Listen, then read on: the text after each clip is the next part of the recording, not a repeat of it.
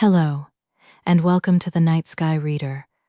I'm here with a story to help you relax, meditate, or gently drift to sleep.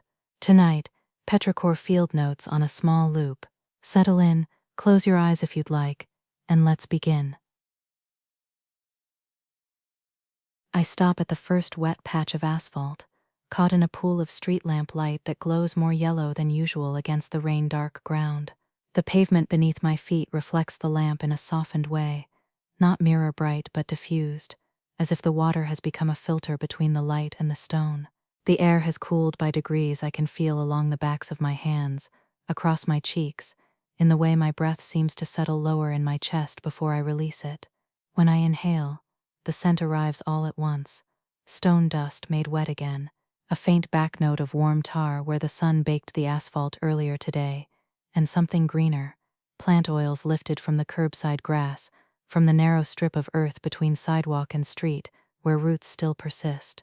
The earthy sweet edge underneath is geosmin, the scent molecule that soil bacteria release when rain hits dry earth after a long stretch without water. I don't need to say the word out loud, but I notice it the way you notice an old friend's voice in a quiet room, unmistakable and settling.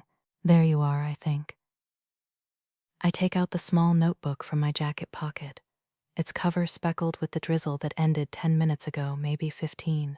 I run my thumb across the damp leather, feeling the texture change where water has darkened it. I open to the first blank page, and the paper whispers as it turns, a sound so small it nearly disappears into the quiet.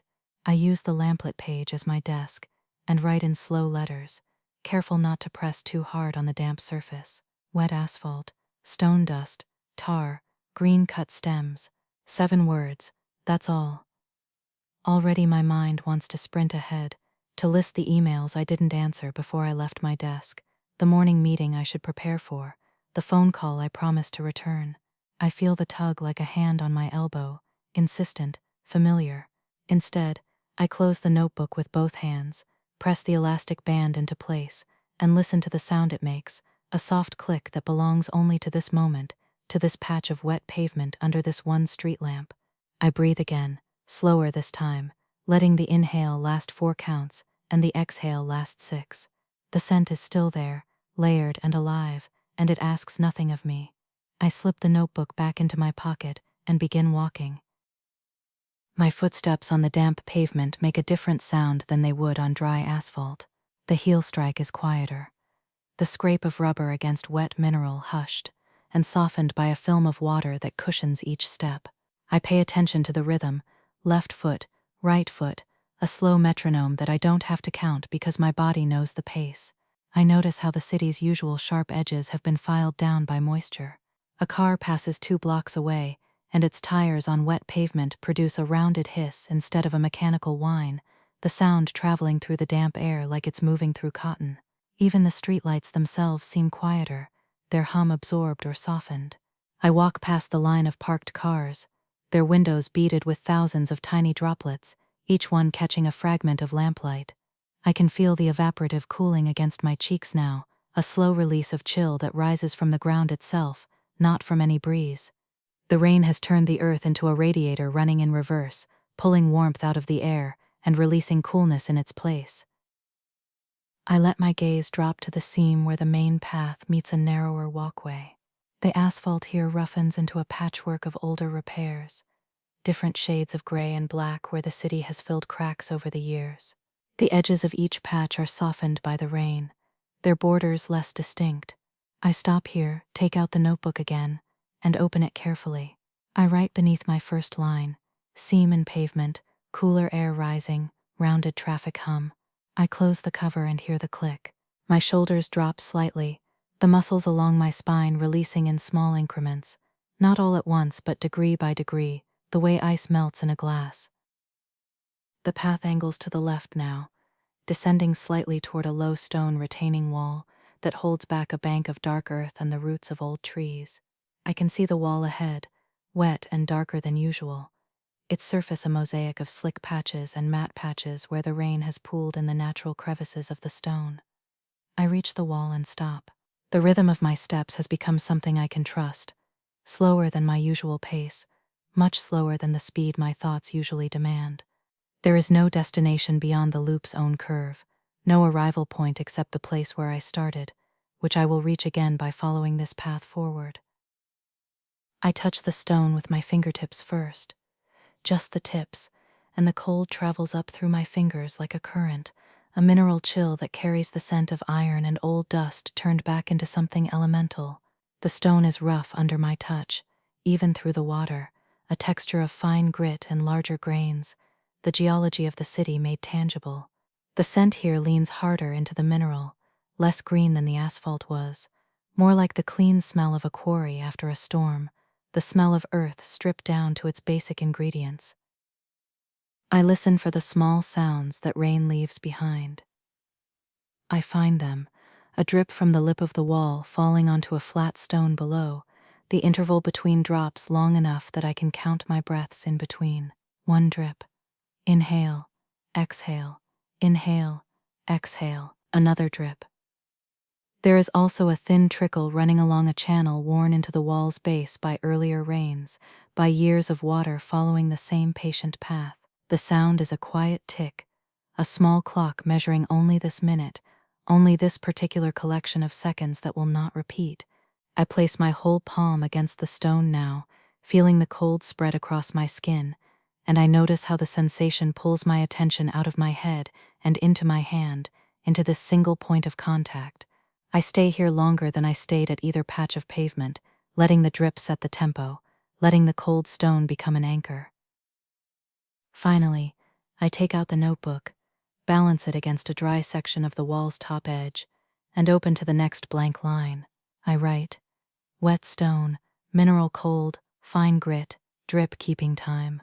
I close it and feel the elastic snap into place, that same click, steady and sufficient. The wall is not a metaphor, it is not a symbol, it is simply wet and cold and present, and that is enough. I step down from the curb beside the wall, feeling the shift from pavement to softer ground, and I move toward the darker terrain where the city edge loosens into trees. The transition is gradual but unmistakable. Fewer street lamps, more canopy, the reflected light from the city replaced by a deeper kind of dark. The soil underfoot is darker than the asphalt, softer, slightly spongy with moisture and decomposition. The scent thickens immediately, becomes more complex, more layered. This is where petrichor stops being a useful word and becomes simply the thing itself, the sweetness of earthworms and leaf mold, made generous by rain, a clean bitterness from the stems of plants crushed underfoot by earlier walkers, and that persistent earthy sweet note that rises from the bacteria in the soil. The smell is older than concrete, older than the city's grid, older than my list of unfinished tasks. It is the smell of earth remembering how to breathe. I walk slowly here, feeling the ground yield slightly under my soles, a sponge of decomposed leaves and mineral powder and root fragments. My footfalls become even quieter, almost absorbed into the ground itself, as if the earth is softening every sound I make. I pause by a small maple tree, its trunk black with moisture, the bark channels running with the last remnants of rain. I reach out and touch the bark, feeling the ridges and valleys, the way water collects in the low places. The texture is rough but not harsh, alive in a way stone is not. I open the notebook again, cupping it with both hands to keep the pages as dry as possible. The paper has absorbed some humidity from the air, and it feels slightly thicker, slightly more substantial. I write, damp soil, sweet earth, crushed green, geosmin rising like breath. 10 words, one more than I intended, but I let it stand. I close the notebook and slip it back into my pocket. My hand moves toward my other pocket, where my phone lives, the gesture automatic and familiar. I can almost feel the weight of it, the blue glow waiting, the notifications that have surely accumulated. My fingers reach the fabric and then stop. I let my hand rest there for a moment, acknowledging the pull, and then I let it fall to my side. The air feels closer here, held in by the trees, and I can hear my own breathing more clearly now, because everything else has quieted down. The traffic is a distant hum, barely there. The drip from the stone wall has faded behind me. What remains is breathing, footsteps, and the soft rustle of leaves. The path narrows as it curves deeper into the tree line, and leaf litter begins to replace the bare soil. The leaves are matted from the rain, slick veins catching what little light filters through the canopy from distant street lamps. Each step involves a soft tug and release as the litter sticks to the soles of my shoes, and then lets go, a gentle adhesion that I can feel through the rubber. I notice how the damp air and wet ground have softened the acoustics even further.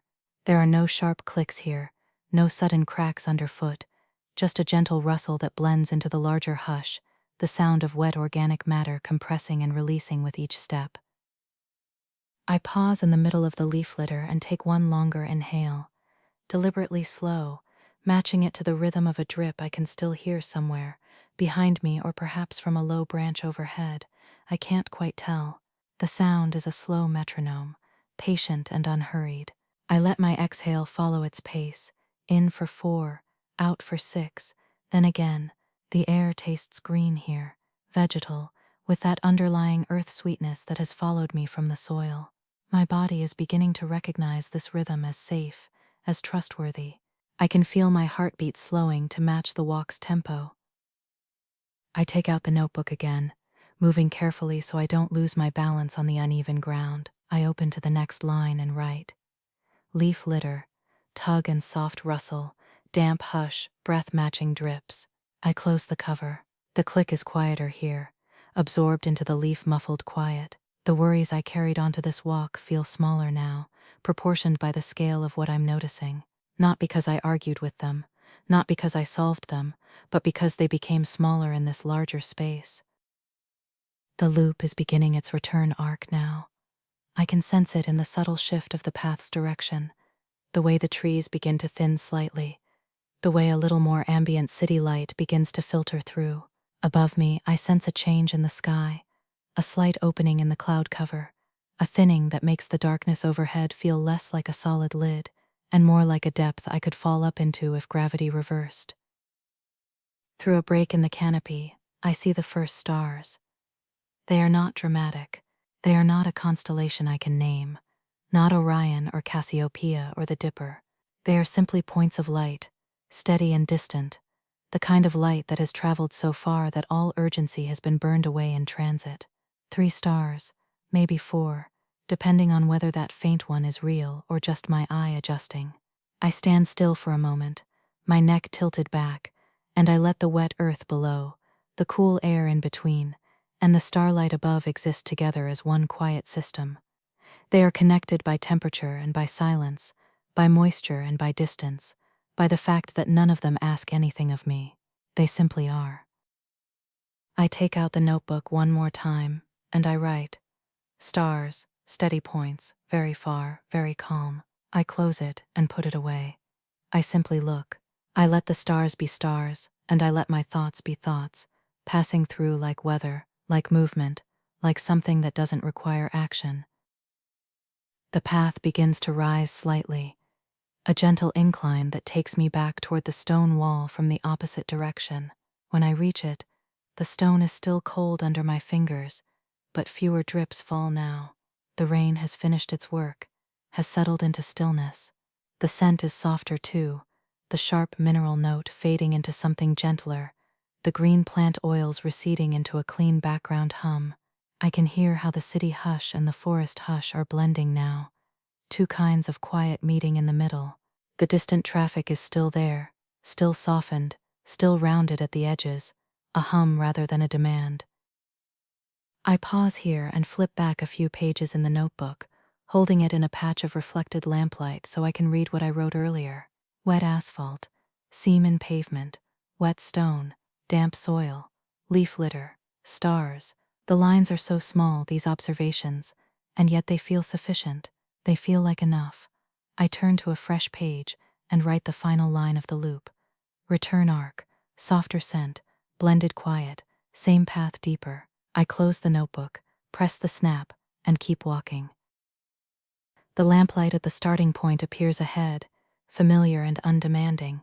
The same yellow glow, the same wet asphalt reflecting it in the same softened way. I arrive where I began, completing the circle, and I stop in the exact spot where I first paused to smell the rain. I inhale again, slowly, and the petrichor is still there. It's gentler now, quieter, like a voice that has lowered to a whisper after telling a long story. The layering is still present, cooled stone, faint plant brightness, that earthy sweet geosmin note, but all of it softer, more settled, as if the earth itself is beginning to relax into the night. I look up. The clouds have continued to thin while I walked, and more stars show themselves now than when I first looked. Not a sky full, but enough. Enough to see depth, enough to sense distance, enough to feel small in a way that doesn't diminish but instead simplifies. And there, in a remaining patch of dark water on the pavement, a thin sheen that hasn't yet evaporated, I can see a faint reflection of those stars, earth and sky, meeting in this small mirror. I take the notebook out one last time, open it to the page where I wrote my first line, and I look at the arc of observations from beginning to end. Then I close it, press the snap shut with both thumbs, and put it away in my pocket for good. My hands are free now, and I let them rest at my sides. I take one more breath, matching it to nothing except my own body's need for air. Breath replaces writing. Stillness replaces footfalls. The scent stays with me, subtle and persistent. The stars stay above me, distant and steady, and the quiet stays in my chest, filling the spaces where urgency used to live. I am ready to carry this home. Thank you for spending this time with the Night Sky Reader. May your night be peaceful. Until next time, rest well.